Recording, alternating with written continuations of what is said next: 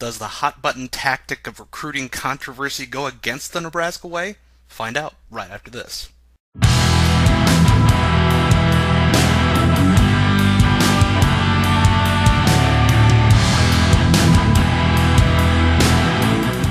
Welcome one and all to one-on-one, but it's actually a little bit of a mesh between our standard 5-step drop interaction and standard one-on-one where I talk to you.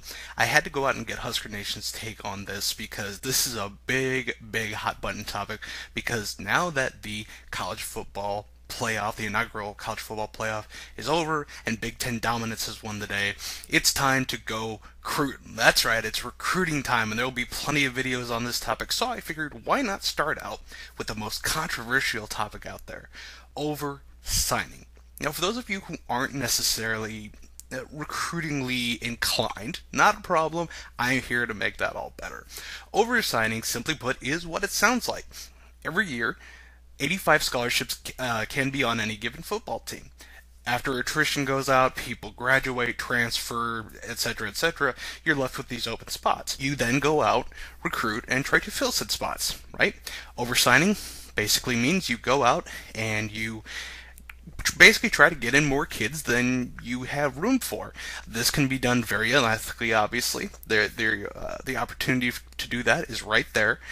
And oftentimes this leads to kids getting their scholarships unfairly yanked before they even graduate high school, or even right before they get onto campus. There's been some shady stuff on there.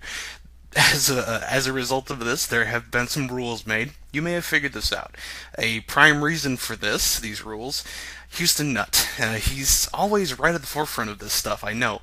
But he actually once, when he was with Ole Miss, I believe, signed 37 kids to a recruiting class. Now, you can bring in a few more than your standard, and we'll get into that in a second. But 37, this is so many kids that he had to say, well, tough luck. I mean, it's insane. But let's talk very briefly on what a standard class is. Typically, you have about 25 kids that you can go out and recruit. The NCAA allows that you can get 3 over your standard 25. Well, guess what? The Big Ten also rules that you can have 3 over your 25. So the NCAA, the biggest governing body as of this taping, and the Big Ten, Jim Delaney's little baby with the beautiful, whatever you want to call it, trophy in the conference's trophy case. Right now, they're on the same page. So, how can oversigning possibly be good when it sounds like something right out of the SEC's playbook? First of all, let's be fair. It's not necessarily out of the SEC's playbook. The SEC happens to be right smack dab in the middle where everybody wants to get talent from, because guess what? That's where the talent's at. Yes, you've got California, yes, you've got Ohio, but then you've got the Deep South, and that's where all the talent comes. Not all of it, but a good chunk, right? But yeah, then you add that in oversigning, bad things can happen. We will get into that a little bit later. But how do Husker fans feel about that? That's what this whole thing's about. Is going against the Nebraska way. Is there some unethical feelings, especially now going into the Mike Riley era? How do you feel about the oversigning possibilities? And by the way, please do leave your comments below either way. So I went out to Husker Nation. I said, what do you guys think? So let's see what they thought. Let's see.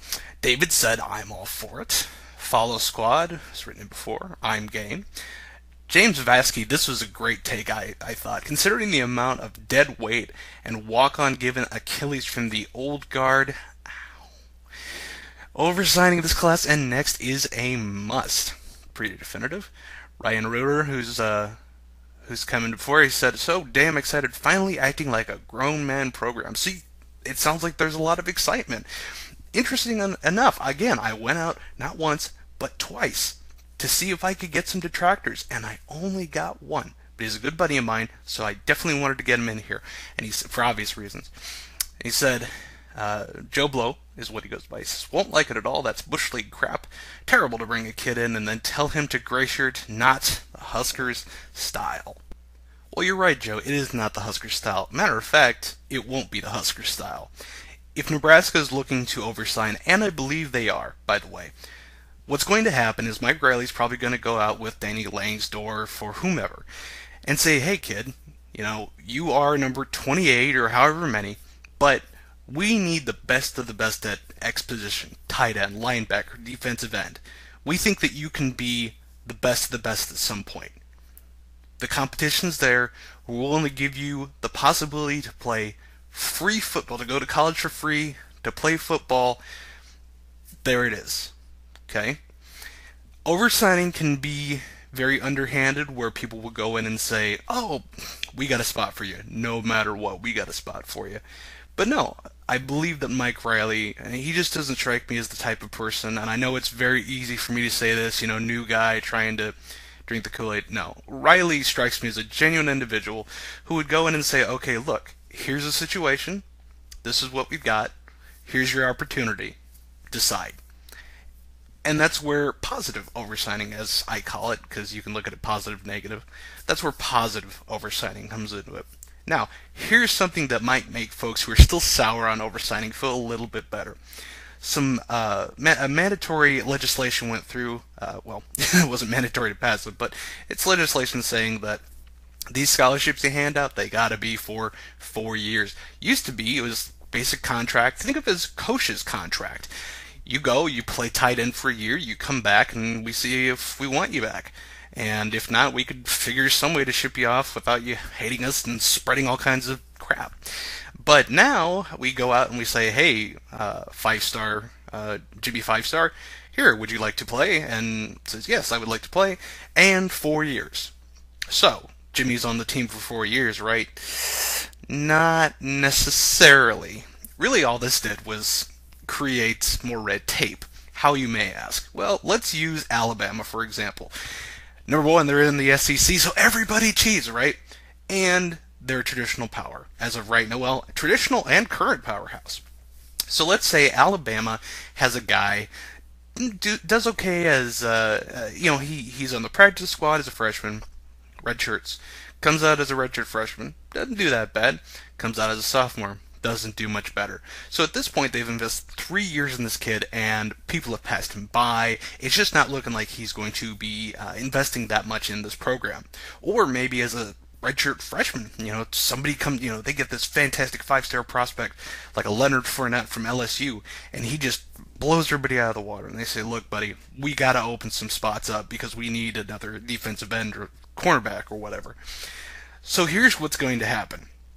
We are going to see a lot more medical red shirts come into play. Unfortunately, we've got a huge college football world, and there's going to be some crooked doctors out there. I can see a lot more medical red shirts coming into play.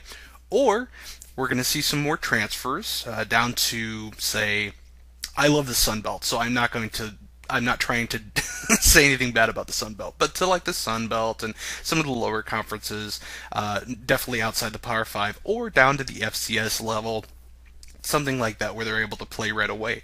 And if it's a graduated player, if it's a player that can speed up and play right away due to a waiver or whatever, great. So ultimately, I am for oversigning, as it gets you the opportunity as a coach to get the most talent in. As a player, it gets you the opportunity now to have a guarantee 4 years, legally mandated.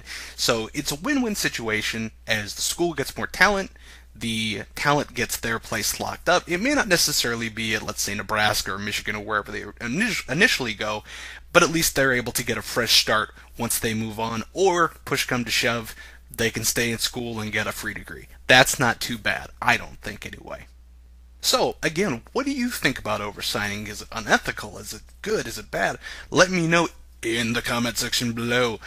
As always, be sure to subscribe to the channel, follow me on Facebook, follow me on Twitter at 8laces, check out the couple of videos that are going to come right up here after I'm done talking to you. We are going to try to get 5-step drop going up here a little bit more. I just got a brand new rig, and I'm learning a bit more new software, so pardon me if things are a little skittish here and there, but looking to get a little back into the swing of things. So, for now, take care, stay safe, and, of course, go Big Red.